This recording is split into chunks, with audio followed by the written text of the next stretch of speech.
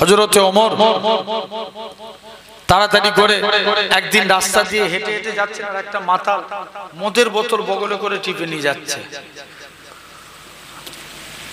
মনে মনে করছে আল্লাহ সবার সঙ্গে দেখা হয়, ওমরের সঙ্গে যেন দেখা না হয়। যেখানেই বাঘের ভয় সেখানে জোরে বলো সন্দেহ হয়, ওমরের সঙ্গে দেখা। ওমর জিজ্ঞাসা করছে কি ব্যাপার হুজুর? মনে মনে করছে আল্লাহ তুমি ওমরের হাত থেকে বাঁচিয়ে দাও, আমি জীবনের মতন মদ খাওয়া ত্যাগ করে দেবো। আমার বলার উদ্দেশ্য এটা নয়, কিন্তু সেদিনে মাতালের তওবাটা ছিল সলিড, মানে খালেস অন্তরের তওবা। মাতাল মনে মনে তওবা করছে আল্লাহ তুমি ওমরের হাত থেকে বাঁচিয়ে দাও, আমি জীবনের মতন মদ খাওয়া ত্যাগ করে দেবো। ওমর হুজুর জোর করে দেখে আল্লাহর হুকুম, মদের বোতল দুধে পরিণত হয়ে যায়। আর একটু জোরে বলো। তাহলে জেনে রেখেন এরকম আমরাও যদি খালেস অন্তরে তওবা করি আল্লাহ মাফ করে দিবেন। সেই ওমরই একদিন রাস্তা দিয়ে হেঁটে হেঁটে যাচ্ছেন, একটা যুবক ছেলে সিজদায় পড়ে কাঁদছে। ওমর বলছে যুবক তুমি কাঁদো কেন, কি অন্যায় করেছো বলো? যুবক বলে হুজুর আমি একটা অন্যায় করেছি, আমার গুনাহটা কি আল্লাহর দরবারে মাফ হবে? বলছে না আমি বলতে পারবো না।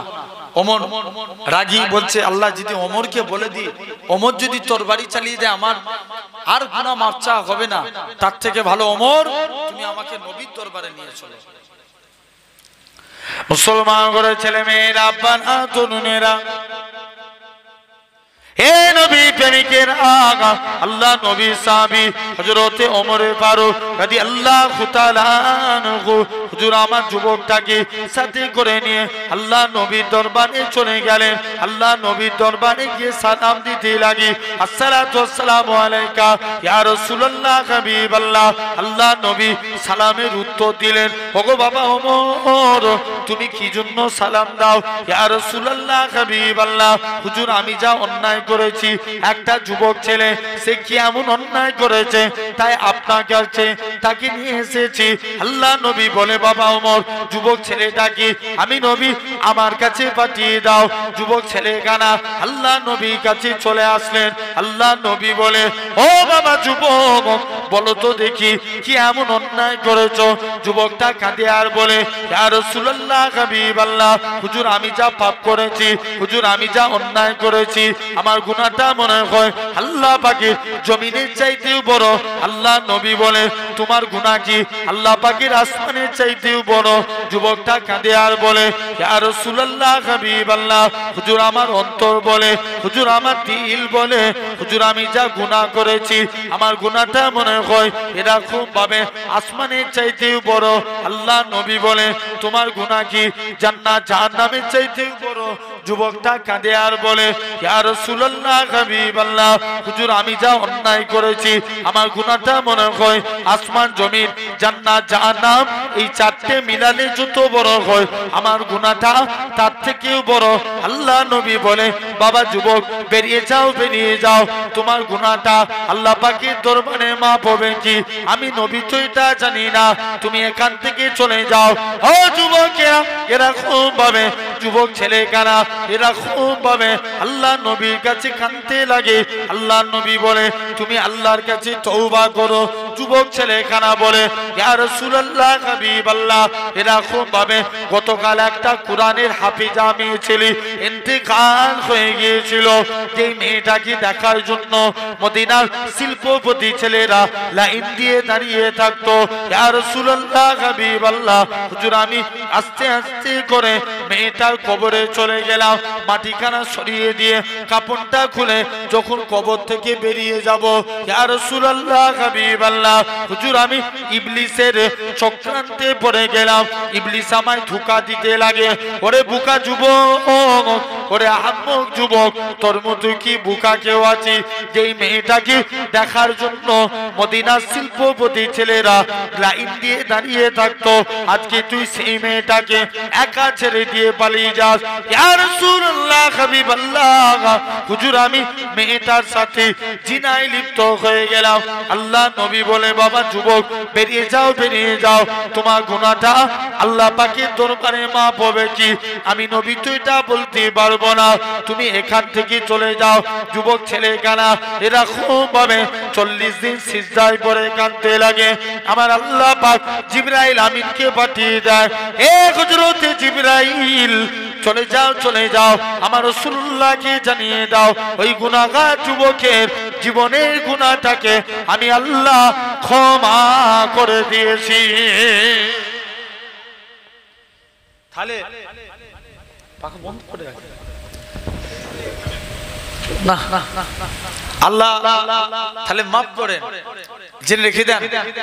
তাহলে সেই সুন্দর মাহফিলে বসেছি। আচ্ছা এখানে অনেক যুবক বসে আছেন, বলেন তো ভাই যতদিন যৌবন সবাই তাকাবে, যৌবন শেষ হয়ে গেলে কেউ তাকাবে?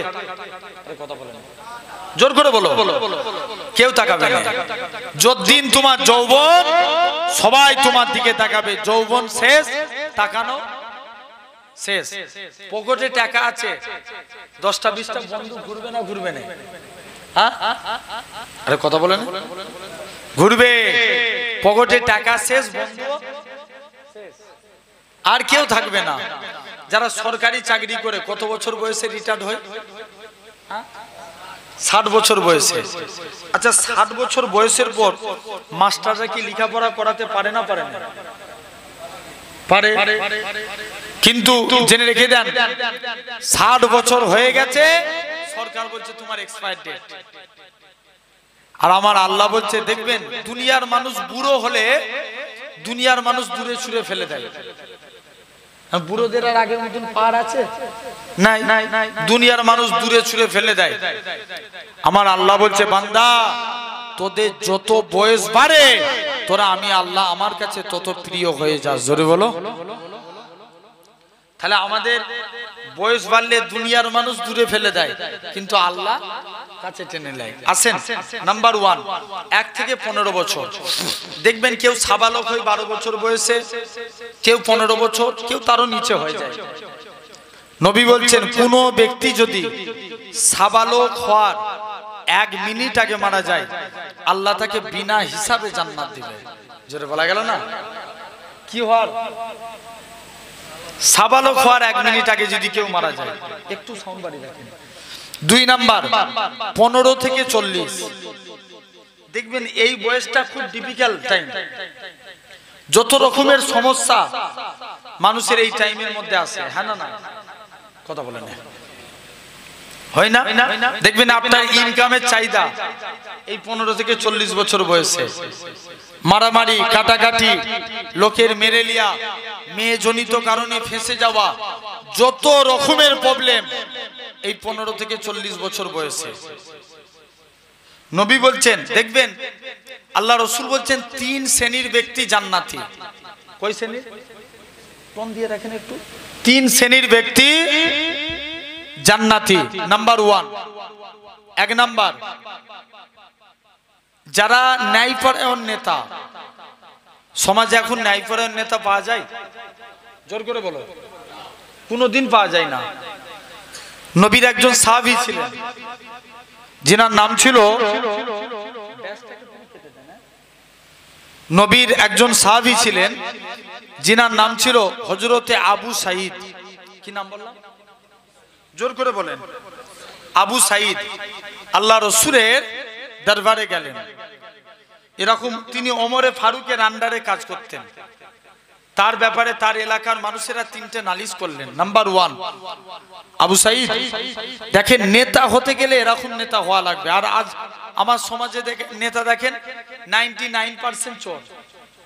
ঠিক না ভুল? কথা বলে না? জেনে রেখে দেন আমার ভাইয়েরা, আব্বারা, তরুণেরা, আবু সাঈদকে লক্ষ্য করে দেখেন তার এলাকার মানুষেরা তার ব্যাপারে 3টে বিষয় নালিশ করলেন। নাম্বার 1, তুমি রাজ দরবারে আসো লেট করে কেন? 2 নাম্বার, সপ্তাহে একটা দিন করে কামাই করো কেন? 3 নাম্বার, তুমি এরকম ভাবে তুমি রাত্রে কারোর বিচার কেন করো না? তোমার কাছে কেউ বিচার দিলেও তুমি রাত্রে বিচার করো না। এর কারণটা কি? মুসলমান ঘরের ছেলে মেয়েরা, আব্বান তরুণেরা যেমন সাউন্ড ছিল তেমন দেখে যেমন প্রথম যেমন ছিল না ঘুরিয়ে দিয়ে আছে ঠিক আছে ওইটা যদি প্রথমে সাউন্ডটা যেমন ছিল মন রাখেন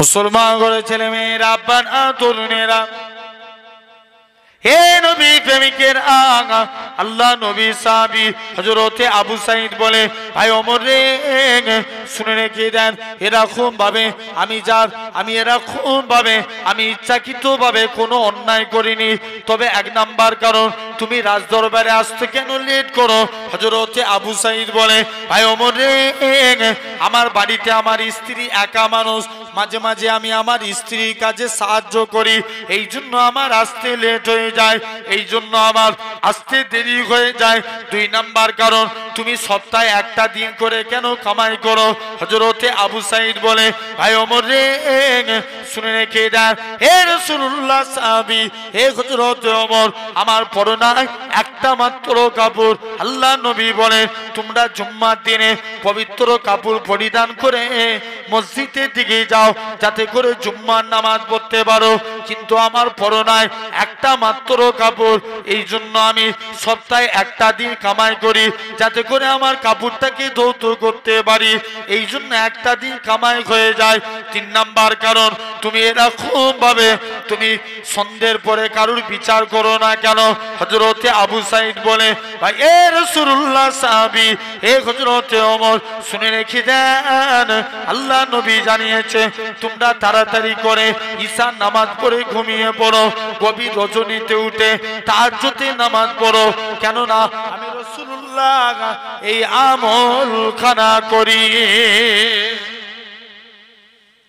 আমি আল্লাহ নবীর এই আমল করি এটা হলো এক নাম্বার দুই নাম্বার জান্নাতি কারা যারা দেখবেন অধিক সন্তান প্রসবকারিনী মা বাপ এখন সন্তানের হার বেড়েছে না কমেছে জোর করে বলো কমে গেছে না আগেকার যুগে বাপ দাদুদের কটা করে ছেলে বলে হতো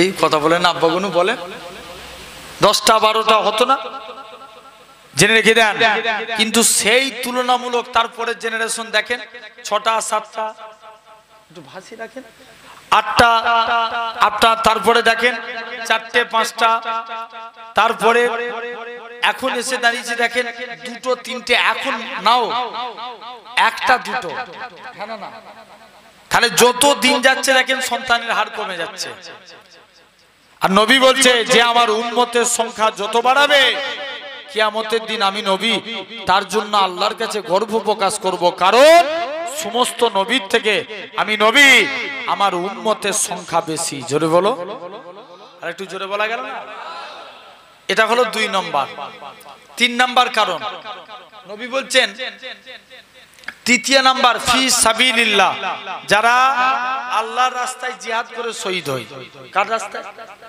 আল্লাহর রাস্তায় আসেন নবীর একজন সাহাবী ছিলেন যিনার 2টা চোখই ছিল অন্ধ 2টা চোখই কি অন্ধ নবীর কাছে গেছে হুজুর অনুমতি দেন একটু যুদ্ধের ময়দানে যাই আল্লাহ নবী বলছে তুমি কানা মানুষ তুমি কি যুদ্ধ করতে পারবে পালাও সাহাবী দ্বিতীয় দিন নবীর দরবার থেকে চলে এসেছে আবার নবীর কাছে গেছে হুজুর অনুমতি দেন একটু যুদ্ধের ময়দানে যাই আল্লাহ দ্বিতীয় দিন গেলে নবীর যদি পারমিশন দেয় তাহলে তো আমার অনুমতি পেয়ে যাব মুসলমান করে ছেলে মেয়েরা আব্বানা তরুণেরা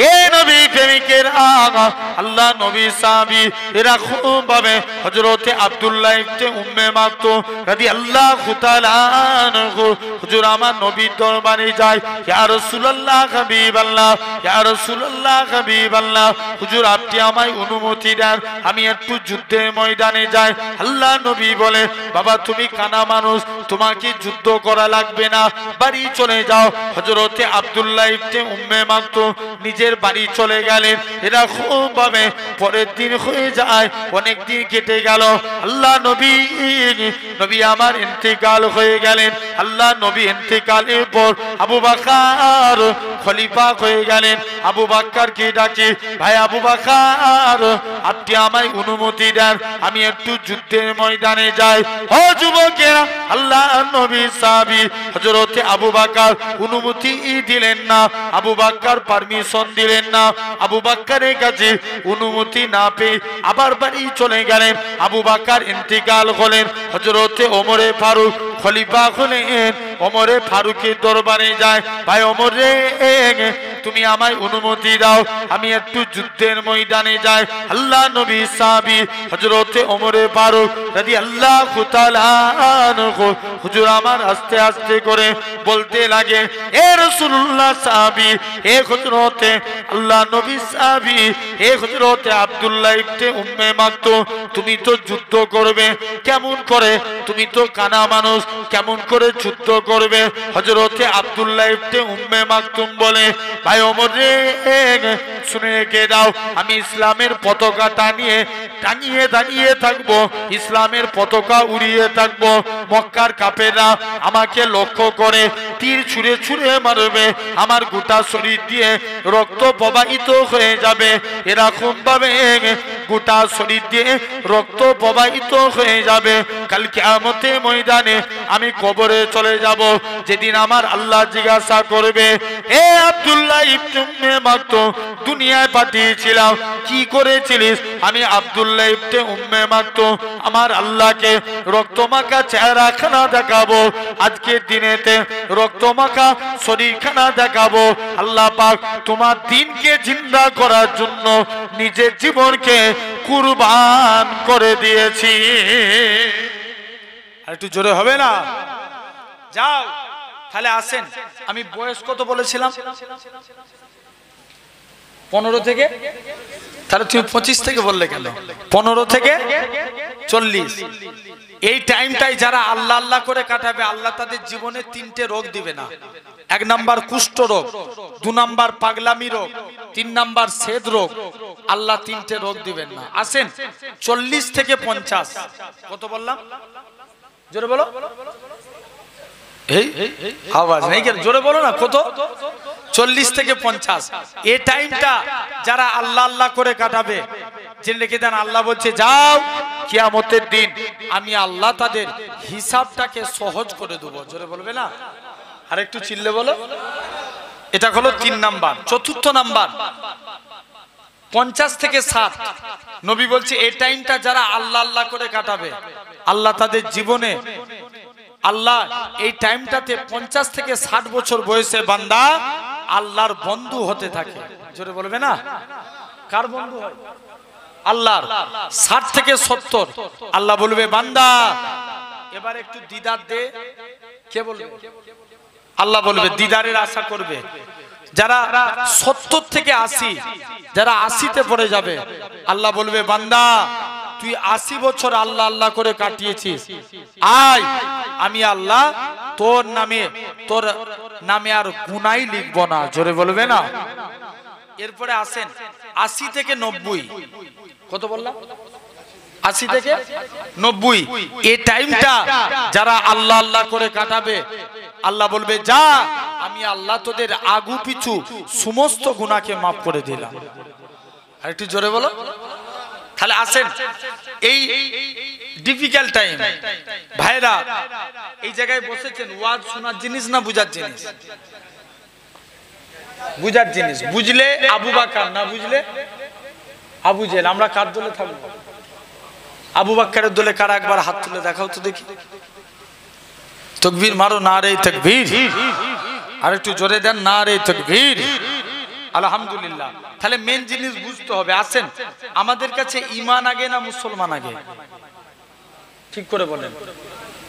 ঈমান আগে? বলেন বলেন। ঈমান আগে। ঈমান না থাকলে মুসলমান? জোর করে বলো না। তাহলে আগে কি? ঈমান। আচ্ছা বলতে পারবেন আল্লাহ কুরআন শরীফে কোন জায়গায় বলেছেন ইয়া আইয়ুহাল মুসলমান? আল্লাহ বলছেন ইয়া আইয়ুহাল্লাযীনা আমানু, হে ঈমানদার বান্দারা। তাহলে আগে ঈমান, তারপরে মুসলমান। আসেন, আমাদের ঈমান 4 প্রকার। কয় প্রকার? জোর করে বলেন। 4 প্রকার। নাম্বার 1 ইলমুল ইয়াকিন, জ্ঞানের দ্বারা ঈমান। আল্লাহ আমাদের জন্য 2টো রাস্তা রেখেছেন, একটা ভালো আর একটা খারাপ। ভালো রাস্তায় হারলে জান্নাত, খারাপ রাস্তায় হারলে জোর করে বলেন জাহান্নাম। এটা হলো নাম্বার 1। দেখবেন অনেক চোর চুরি করে, চোরের কপালে কি আল্লাহ চুরি করে লিখে রাখে? চোরেদের ব্রেন কম না বেশি? কথা বলেন, ব্রেন কম অনেক বেশি, জেনে রেখে দেন। বড় পীর সাহেবের জামানায় এক চোর 30 বছর চুরি করছে। কত বছর? 30 বছর। কেউ তাকে ধরতে পারে না। আর মনে মনে নিয়ত করছে, যাই বড় পীর সাহেবের বাড়িতে চুরি করতে যাব। হুজুর যদি ধরতে পারে জানবো হুজুর বড় পীর, আর না ধরতে পারলে আমি চোর বড় পীর। কে বলছে? জোর করে বলো। চোর বলছে চুরি করে একটা ব্যাগের মধ্যে মাল ভরেছে, বলছে বেরোতে পারলেই তো আমি আল্লাহর ওলি। যেই বেরোতে গেছে আল্লাহর কুদরত, অটোমেটিক দরজা বন্ধ হয়ে গেছে। জোরে বলো, আরেকটু জোরে বলা গেল না? দ্বিতীয় দিন আবার দরজা খুলতে এসছে, বলছে দ্বিতীয় দিন দরজা খুলে দেখি, দ্বিতীয় দিন দরজা খুলতে এসছে, দরজা খুলে গেছে মালপত্র রেখে। তৃতীয় দিনের দিনে আবার এসছে, এসে দেখে দরজা আবার বন্ধ।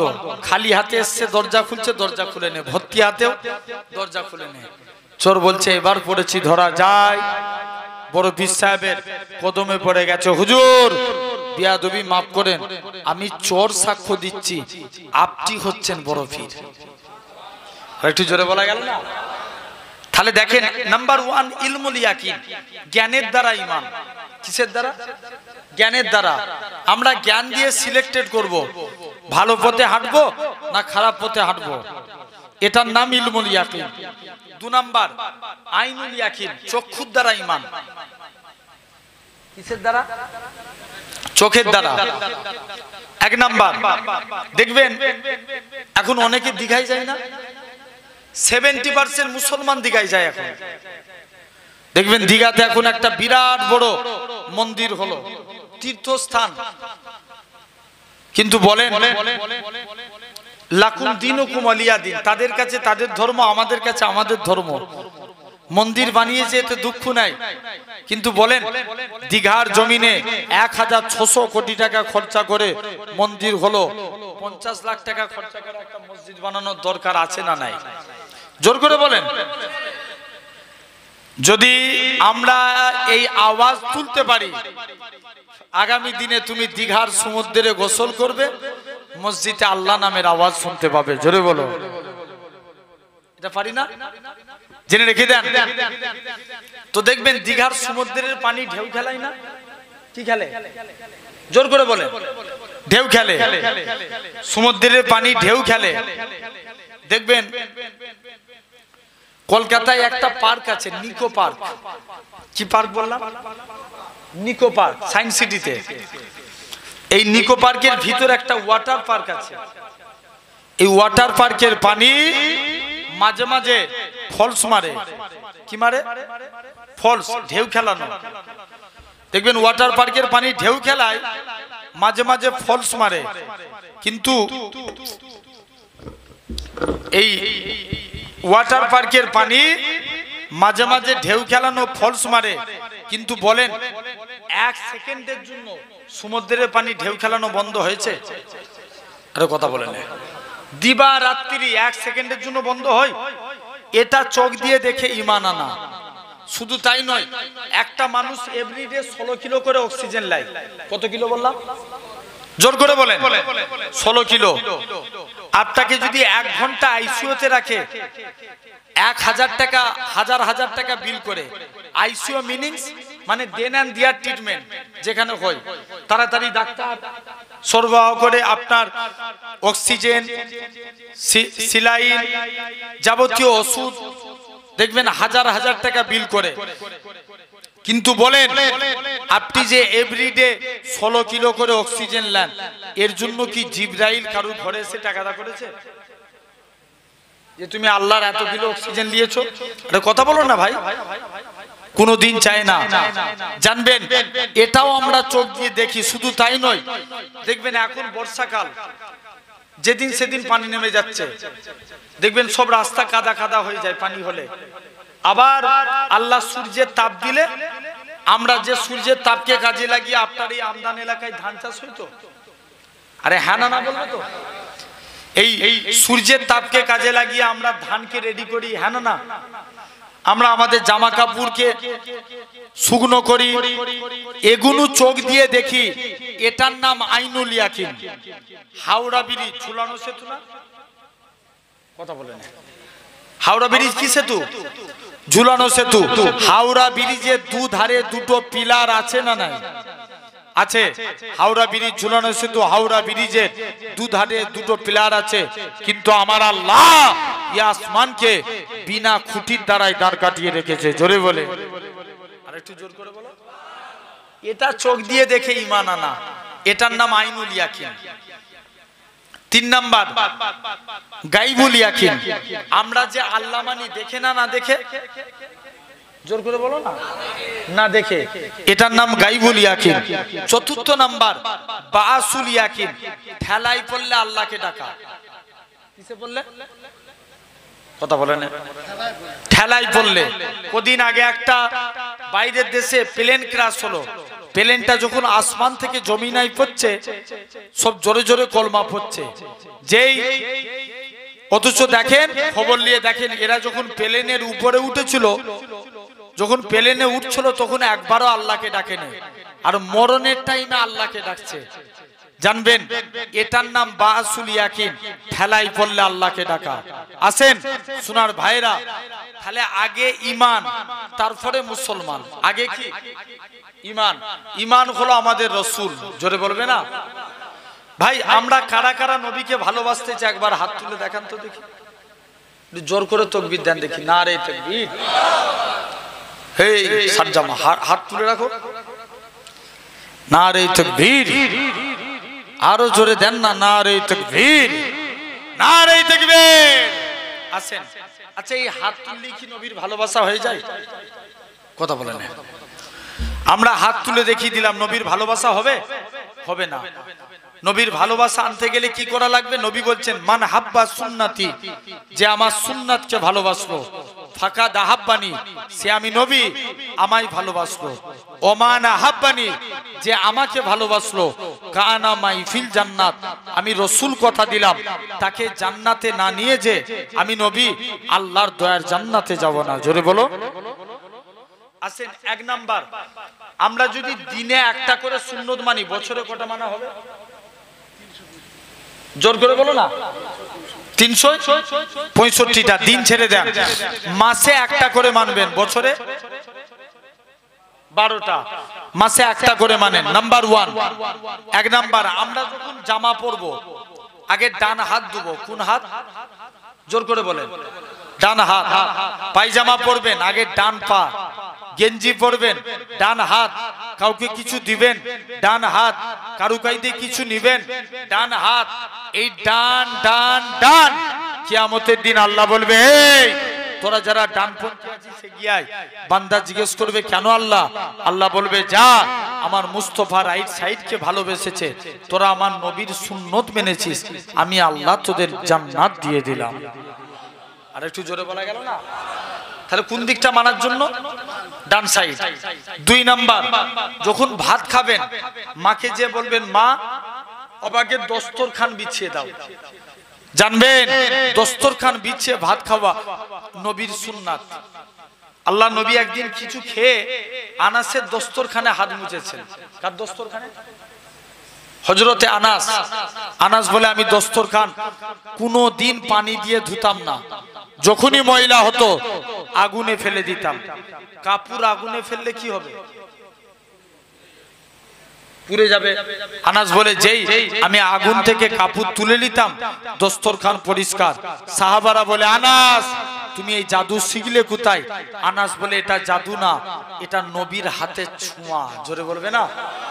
আর একটু জোরে বলা গেল না? আসেন, তাহলে আমরাও একটা একটা করে নবীর সুন্নাত মানবো। ভাই, আমরা নবীকে বেশি ভালোবাসি না নবী আমাদের বেশি ভালোবাসেন?